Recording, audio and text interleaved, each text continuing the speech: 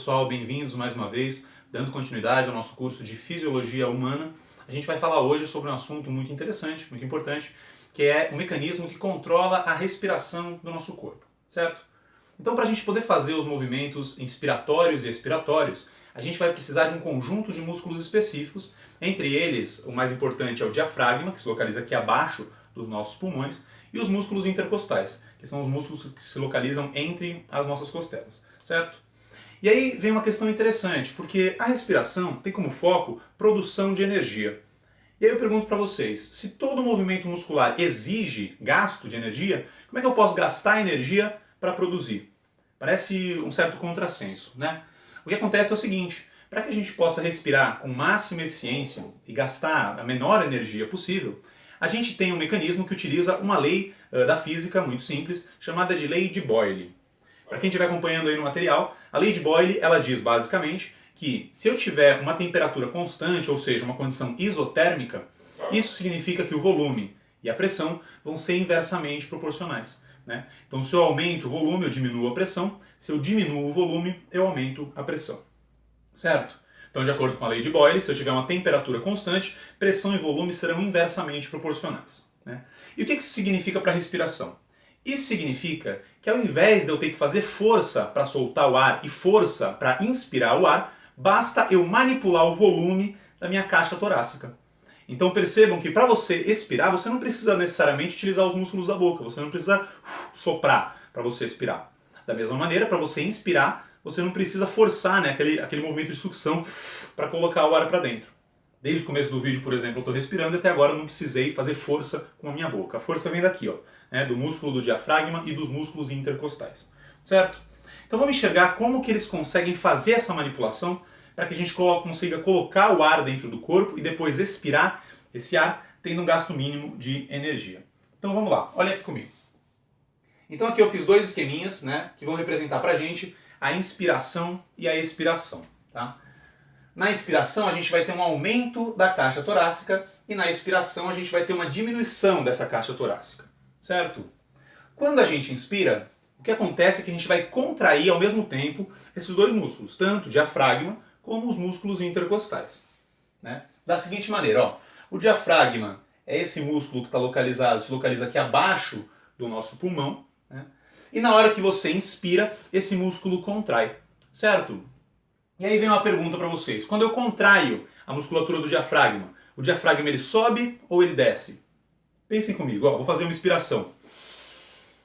Quando a gente inspira, né, a gente tende a pensar que o músculo está subindo, mas na verdade é o contrário. Lembra que eu falei da lei de Boyle? Né, que quando a gente quer aumentar a pressão, a gente diminui, e quando a gente quer diminuir a pressão, a gente aumenta? Bom, se eu quero diminuir a pressão aqui dentro para que o ar entre, eu vou precisar aumentar a caixa torácica. Então não faz sentido eu pegar e subir o meu diafragma. O que acontece na hora da inspiração é que o diafragma ele desce, certo? Isso é muito importante, essa pegadinha já foi cobrada várias vezes no vestibular. O diafragma ele funciona mais ou menos como uma folha, né? Então olha só, imagina que eu tenho o diafragma aqui embaixo do meu corpo. Na hora que eu fizer a contração do diafragma, ele vai descer, certo? Então lembrem, ó, relaxado ele sobe, na hora que eu contraio para fazer a inspiração ele desce, né? Isso aumenta a minha caixa torácica, então a minha caixa torácica fica maior. Ao mesmo tempo que eu contraio o diafragma e ele desce, eu contraio também a musculatura intercostal, né? Contrair os intercostais, contrair abaixando o diafragma e aí a minha caixa torácica ficou maior, certo? Então olha aqui comigo, ó. O diafragma, que é a musculatura localizada aqui abaixo dos nossos pulmões, no movimento de inspiração, ele vai descer, certo? Então o diafragma ele vai para baixo no movimento de inspiração. Os intercostais também vão contrair, fazendo com que a nossa caixa torácica ela aumente de tamanho. Então aumentei o tamanho da caixa torácica, né? Relembrando ali a lei de Boyle, então eu tenho, né, sempre volume e pressão inversamente proporcionais, quando a temperatura é constante. Quando eu aumento o volume da caixa torácica, eu gerei aqui uma zona com menor pressão, certo? Então aqui eu tenho uma zona com menor pressão do que o meio externo. Se eu tenho aqui uma zona com menos pressão e aqui fora eu tenho uma zona com maior pressão, né, o que vai acontecer é que o ar atmosférico que está por aqui, ele vai automaticamente entrar no corpo, certo? Seguindo aqui a partir da faringe e laringe em direção aos pulmões. Beleza? Então, de novo, olha o que acontece na inspiração. A gente contrai o diafragma e ele abaixa. A gente contrai os intercostais e com isso o ar entra. Percebam que o ar entra de maneira automática, né? De novo, eu não preciso fazer a força de sucção, certo? Então, no movimento de inspiração, eu simplesmente contraio tudo e o ar automaticamente entra no meu corpo, certo? Sem que eu tenha que fazer nenhuma força adicional. Esse é o mecanismo do nosso corpo para poupar energia, né? Porque daí todo esse oxigênio que a gente vai estar assimilando junto com o ar atmosférico, ele vai entrar na equaçãozinha lá para formar energia para a gente, beleza? E no movimento expiratório? Bom, no movimento expiratório a gente vai utilizar a mesma lógica, mas vai utilizar no sentido inverso, né? No movimento expiratório, lembrem, ó, o oxigênio entrou, aqui ele sofreu o processo de hematose, que a gente vai ver mais adiante, tem aí no livro de vocês, e com o sangue foi trocado o oxigênio pelo gás carbônico, né? No processo de hematose, só para ir já ir adiantando esse conteúdo, no processo de hematose os nossos alvéolos vão trocar gases com o sangue. O oxigênio que foi inspirado vai passar para os alvéolos e o gás carbônico que estava nesse sangue vai entrar nos alvéolos para que possa ser liberado no próximo movimento expiratório, beleza? E aí a gente acaba ficando no mesmo impasse, né? Se no movimento expiratório a gente vai gastar energia, isso não faz sentido. A respiração ela deve ser feita com custo energético mínimo. Então o que a gente faz? Esses músculos estavam, né, contraídos, eu tinha o diafragma contraído, eu tinha os intercostais contraídos, e agora para poder diminuir o volume da minha caixa torácica, forçando a saída do ar, o que eu vou precisar fazer é simplesmente relaxar, né? Vocês viram que eu relaxei, ó, o ar até sai, né? Na hora que a gente relaxa, pessoal, vai acontecer o movimento inverso. Então, ó, você relaxou, ó, o diafragma que estava aqui embaixo, agora ele vai subir, ó. O diafragma vai subir na hora que eu relaxo, lembrando sempre do sentido da folha, né? Ó. Contraiu o diafragma, abaixou. Na hora que eu relaxo, ele sobe, certo? Então, o diafragma, na expiração agora, ele relaxa e sobe. Os intercostais que estavam contraídos para que eu pudesse respirar, eles vão agora relaxar. Então, os intercostais também relaxam. E se aqui eu tinha gerado uma zona de baixa pressão, aqui é o contrário. Agora que eu relaxei, o volume da minha caixa torácica diminuiu e aqui eu vou gerar uma zona de alta pressão. Então, uma zona de maior pressão. Certo? Gerei uma zona de maior pressão simplesmente porque eu diminui o volume. Então, inversamente proporcional de acordo com a lei de Boyle. Diminui o volume, aumentei a pressão e o ar ali está pressionado. O que acontece se eu pegar uma bexiga e fizer uma pressão na bexiga? Eu faço a pressão e o ar que está dentro da bexiga, obviamente, ele sai, não é mesmo? Então aqui vai acontecer a mesma coisa. Na hora que você pega, diminui o volume e gera uma zona de alta pressão, o ar atmosférico automaticamente vai sair, certo?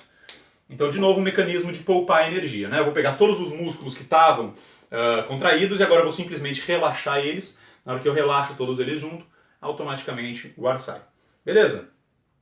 Esse é o mecanismo de controle, né, de regulação da entrada e da saída do ar. É tudo feito de acordo com os movimentos dos músculos, certo? Então vamos resumir o que a gente acabou de ver até agora. Então olha só, no movimento de inspiração, o diafragma contrai, certo? Não posso esquecer que essa contração diafragmática faz o diafragma descer para aumentar o volume da caixa torácica. Os músculos intercostais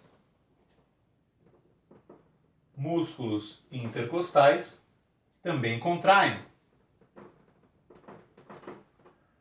Tudo isso leva a uma expansão, ao aumento da caixa torácica.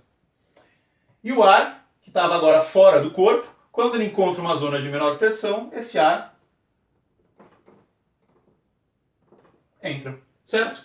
Então, se cair lá no vestibular, isso já foi cobrado na FUVEST, por exemplo, quais são, né, ou preencha uma tabela respondendo quais são os movimentos e quais são os processos que acontecem durante a inspiração.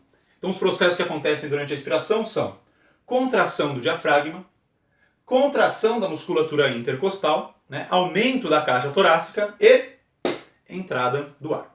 Beleza?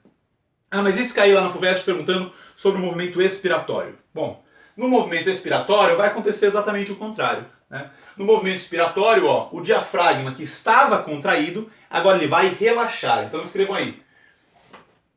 Diafragma relaxa. De novo, não posso esquecer, na hora que o diafragma relaxa, ele sobe, né? Retoma a sua posição normal, certo?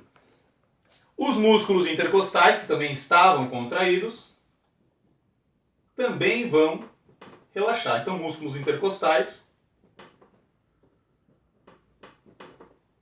relaxam, certo?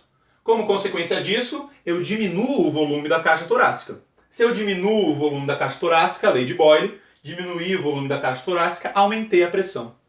Gerei aqui uma zona de alta pressão, obviamente o ar atmosférico que está aqui dentro vai ser forçado para sair. Então na expiração, o ar sai. Maravilha, pessoal? Então vamos lá, ó, revisando, né? Inspiração, ar entra, músculos contraem. Tá? Expiração, o ar sai porque os músculos relaxaram. Beleza? Eu sou o professor Carvalho, e a gente se vê na próxima.